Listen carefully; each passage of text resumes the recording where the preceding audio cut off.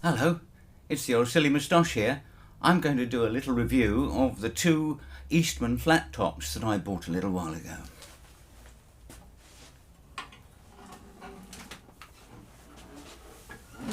This is my Eastman E20-P that I bought in November 2019.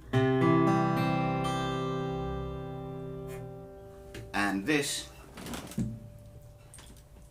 is my Eastman E40-00 that I bought in October 2020. So, where did all this start? I heard that one of the longest established guitar shops in London, Ivor Morant's, was closing down, and that they had some fantastic sales.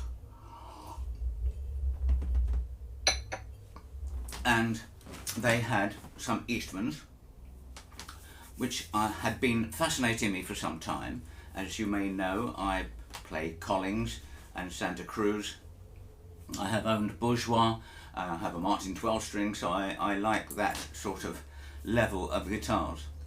I had been looking for a Collings 00 for some time, but they were all above my pay grade, or frankly they weren't available, but ones there were too expensive.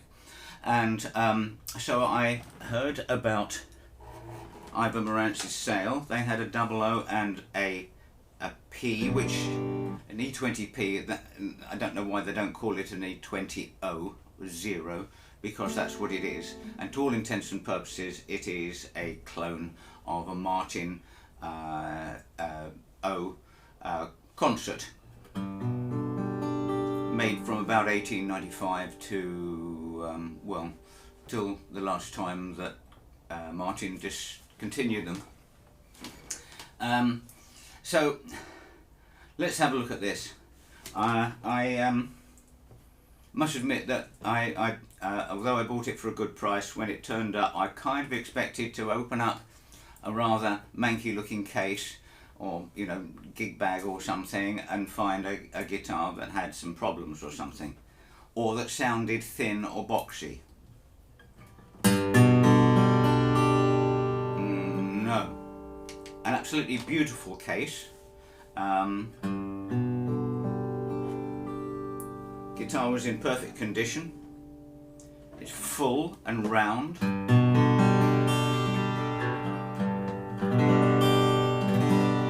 Frankly, you'd be challenged to find a guitar of a larger sound from other makers that are as full and round as that. That was out of the box. That was November 2019. I can't say that it's improved, but it certainly hasn't got any worse. And I expect an Adirondack top, as this is, to take time to open up. It will, of course, and it's not going anywhere but better. Right, let's talk about the structure. So, first of all, it is a clone of a Martin. I said that. So let's look at the body. It's 13 and 3/4 wide, and it is a body length of 19 and 3/4, and a body depth of 4 and 3/4. 4 and 3/4. A dreadnought will be something like 4 and 7/8, I believe. Where does it differ from, say, a Martin? I wish I had one to compare here. Well, the first thing that I noticed, which is quite a dramatic change, is that the neck is a 3-piece neck. The headstock is a separate piece of wood scarfed into the neck there, the neck block, and the neck block going down to the heel is 2-piece, and it's joined there. Beautifully joined. You can't feel anything like that at all. Glue, good wood glue is stronger than wood, so I have no concerns about that. The other strange thing is, it took me a while to work it out, why the fretboard, the ebony fretboard, was so shiny. It's been lacquered. The fretboard has been lacquered. Huh? There we go. It's an Adirondack top. It must be a new Adirondack top, but it's a very fine grain, so that tree's been around for some time. I would say in the smallest areas, probably about 20 to the inch or something like that. So yeah, it's a good bit of a Adirondack top. The back and sides of East Indian rosewood have a curl in them, a little bit of barrel shape there, which is fine, absolutely fine. Very nicely finished. There's no 3 inches of lacquer put on this or anything like that. It's just enough. It's as you would expect of a good quality American build guitar. The only change I've made is I've replaced the ebony pins with bone pins because I prefer the look. There you are. It has a volute, a rather softly melded volute there. The tuners are unnamed, but they're quite a high gear, so that's quite good. I've had absolutely no trouble with them whatsoever. Perfectly nice tuners, very competitive. Right, so measurements: 1 13/16 nut, 2 5/16 string spacing, which is just about perfect for me. On a short scale, on a Martin it would be 24.9. I think this is 24 3/4. I'm not absolutely sure about that. I shall put something in the comments below about that.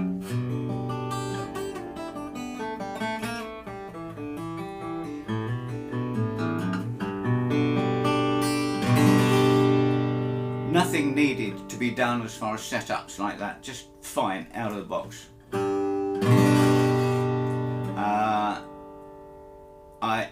Both of these guitars are strung with D'Addario EJ16 53 to 12, and I put them on in December, and it's now mid-February, so they're coming up for a change soon.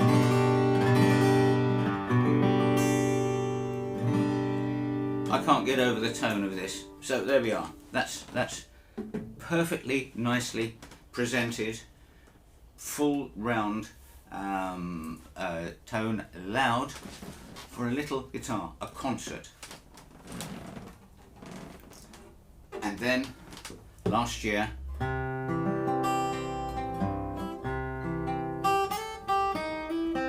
I saw this on the website of the Fellowship of Acoustics in the Netherlands and asked a few questions.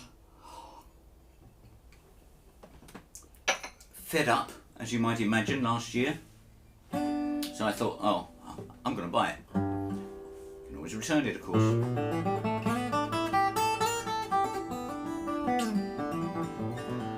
Before the change in rules and regulations and our exit from the customs zone, so I ordered it on the Friday. They checked it over on the Friday and shipped it, and it turned up on the Monday. Boom. Hardly even cold. In a very, very similar case to this one, virtually identical case, absolutely perfect, no problems whatsoever. This is different again. This one is really, really good. This one,